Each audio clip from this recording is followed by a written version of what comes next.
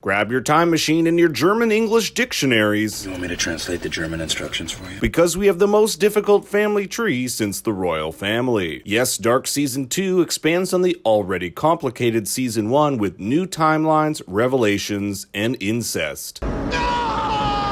We'll get to that in a bit, but don't get your lederhosen in a twist because Think Story is here to solve some of your most unanswered questions about the season, as well as what's in store for Season 3. The episode begins in what can only be assumed is the year 2053. It's never explicitly said that this is the year, but knowing that the apocalypse happened in 2020 and that the difference between each time period is 33 years, this is as close as we'll get to the answer. 33 years may seem like a random period of time, but it's explained in Season 1 that this is due to the solar and lunar cycles aligning once in that period of time. We see who we'll later discover is the adult version of Elizabeth Doppler, who we know survived the apocalypse in the bunker along with Claudia, Regina, Peter, and Noah. And the huge revelation here is that Noah is her lover and they had a child who will later grow up to become Charlotte Doppler. But how is that possible? Elizabeth is Charlotte's daughter. We know that Charlotte was adopted and never knew who her mother or father were.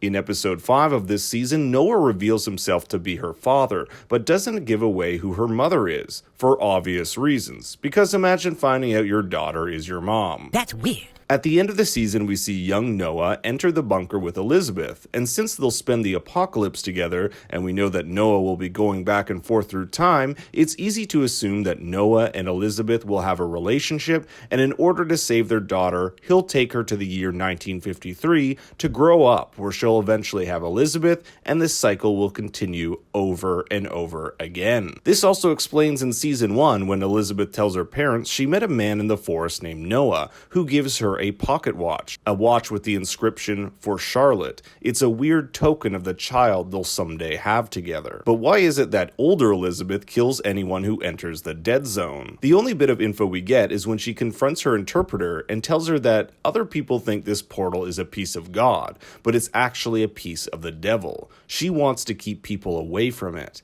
And now that we know there's a connection between her, Noah, her daughter, and Siegmundus, the true meaning behind this will likely play out in Season 3, so we'll have to put a pin in it for now. Old Noah talks to young Noah about his fate, how he purposely kept things from him because that's what turned him into the man he is today. What the two Noahs don't know yet is that Adam was simply using them as pawns, and that later in this episode he'll kill old Noah. We also learn that one of Adam's henchmen is Magnus Nielsen. He's next to a girl who I assume is the grown-up Francesca Doppler, even though it's never explicitly said who she is. But since Magnus and Francesca end up going back in time together and are in love, I think it's a safe assumption. This also leads to another theory for Season 3. At the end of the episode, Bartos, Magnus, Old Jonas, and Francesca use the time machine to travel to an unknown time right before the apocalypse. My guess is that the events in Season 3 will force these characters to choose between siding with Siegmundus or the White Devil.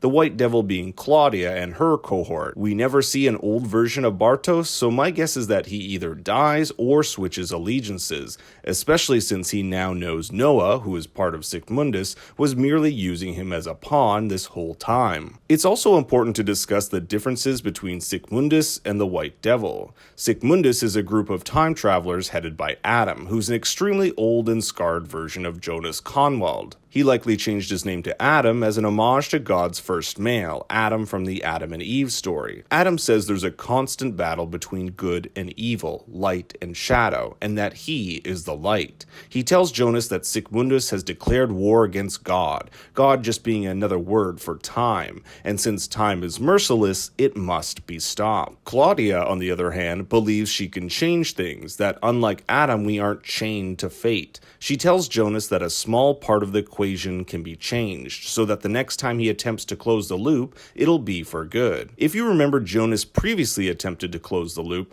but all he ended up doing was blocking the passage between the different times within the cave. This meant from then on that the only way to travel between times was either through the God particle or a time machine. Bartos has a heart-to-heart with his mother Regina, who is dying from late-stage breast cancer. He tells her that Claudia came last fall and told him she's sorry and wished she could turn back time. Claudia was the most attentive mother to Regina and criticized her for her messy appearance in season 1. Not to mention she killed her own father, Aegon Tiedemann, so she has a lot she wishes she could take back. I also think it's crazy ironic that the woman who used to run a power plant has both her father and daughter diagnosed with cancer, nuclear power and radiation being commonly associated with cancer. Clausen, the head of the special task force in charge of finding the missing children in Winden, brings in Alexander Tiedemann, who he has discovered is actually a wanted felon named Boris Niewald, a man on the run since 1986 who was responsible for killing his brother, Alexander Kohler. When Boris assumed this new identity as Alexander, he later would marry Regina Tiedemann, and in an effort to further entrench himself in this new identity, took her last name. It's only when Clausen receives an anonymous letter from a, quote, friend telling him the answers regarding his murdered brother can be found in Winden that he volunteers to become the lead in this special task force. We never find out who wrote him that letter, but my guess is that this was all part of Claudia's plan, because if Clausen never found out Alexander's true identity, he would never get the warrant for the power plant that leads up to digging up the concrete and the eventual creation of the portal. Older Jonas tries to convince Martha to come with him, and when she refuses, he pulls Hannah's gun on her, saying, "I've seen you die once, I won't have it happen again." Now this is really interesting, because he could be referring to one of two things here. 1, her grave, which he sees in the future, or 2, the fact that she's shot by Adam at the end of the episode, which younger Jonas hasn't lived through yet. Katarina Nielsen finds Jonas's bag, which contains maps of the cave system. She'll leave the time machine at home, which old Jonas will later pick up and use, before venturing into the caves, which she believes may hold clues to where her missing son Mikkel and husband Ulrich vanished. But it'll be interesting to see which time period she ends up in. 1987, where Mikkel is being looked after by Nurse Ines, or 1954, where Ulrich is behind bars for the murders of the children found in the field where the nuclear power plant was going to be built. The events at the end of the episode reopen the loop, allowing Katarina to survive the apocalyptic blast, so it'll be interesting to see where her storyline goes next season. Speaking of Katarina, before she goes off to the cave, she has a talk to Jonas, who lays the foundation for season 3.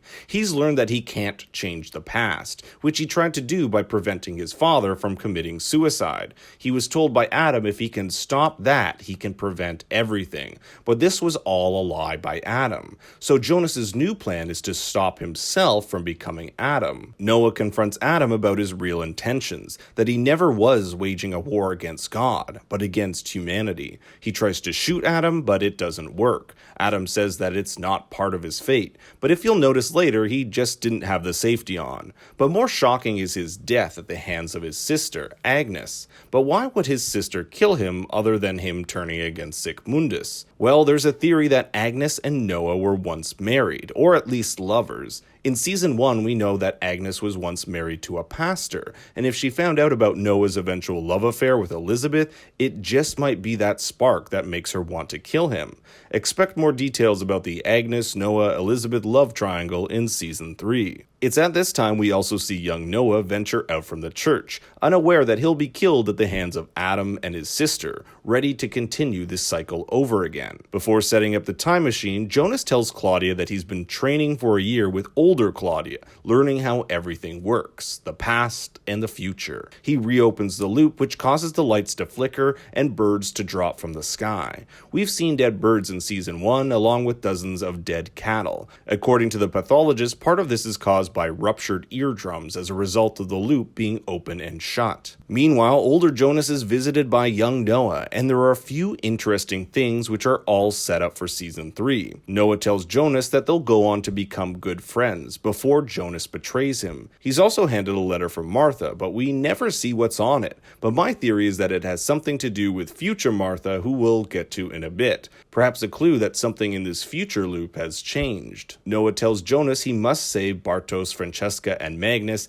and later Agnes and him. This all points to events we'll see in season 3. He tells them the loop must be closed so the next cycle can begin, in order that Martha will survive. Martha finds young Jonas, but they're interrupted by Adam, who tells him that he must continue the loop, because the dark matter which is created in 2020 as a result of the apocalypse will be needed by Adam to create a new future, the end of the world. He shoots Martha because he says it will be the trigger that makes him into the man he will one day become, aka Adam. Now Jonas must choose between saving Martha or going after Adam to stop him, and I think it's clear which one he chooses. Jonas convinces Magnus, Francesca, and Bartos to take the time machine with him, saving them from the apocalypse, while Clausen uncovers the radioactive material, which seems to be covered in what my best guess is cesium, the material that's needed to fuel the time machine. But this time, there's a shit ton of it. Katerina follows the signal, which ends up being these flowing particles, which Jonas mentioned is the flow of time. Charlotte meets her mother-daughter through the opening of the portal, and just as the apocalypse is about to happen, the camera seemingly sucks Charlotte into the portal. So my guess for Season 3 is that Charlotte will have survived the blast and will be transported to the future, where we'll learn a bit more about how this whole mother-daughter thing works. In the end, almost all our characters have found some way to survive the apocalyptic blast, whether it be by time machine, the cave, bunker, the portal, or super time machine. Yes, the biggest cliffhanger of this season is the arrival of Martha 2, who has some new type of device. If you remember back in episode 5 of this season, Adam says that, quote, each development builds on the other. So in each cycle, some new discovery is made. We have the bunker, then the time machine, and then the nuclear power plant.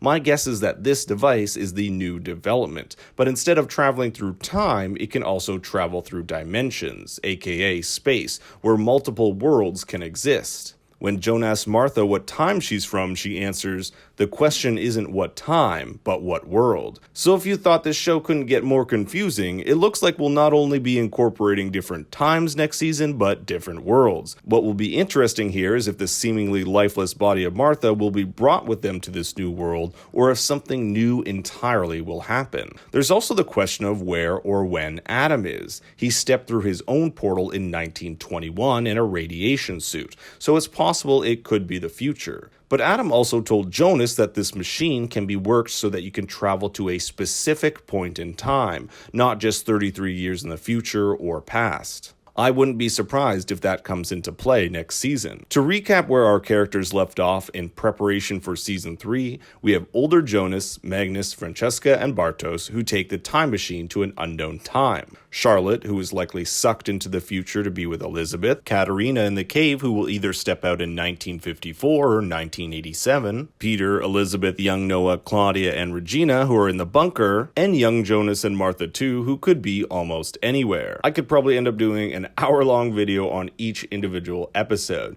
This particular video, I just wanted to cover the big points of the final episode, so if you still have lingering questions, please make sure to comment below, leave a like, and subscribe, because I have more videos on the way. You can follow me on Twitter at ThinkStoryYT, and remember, Daddy loves you very much.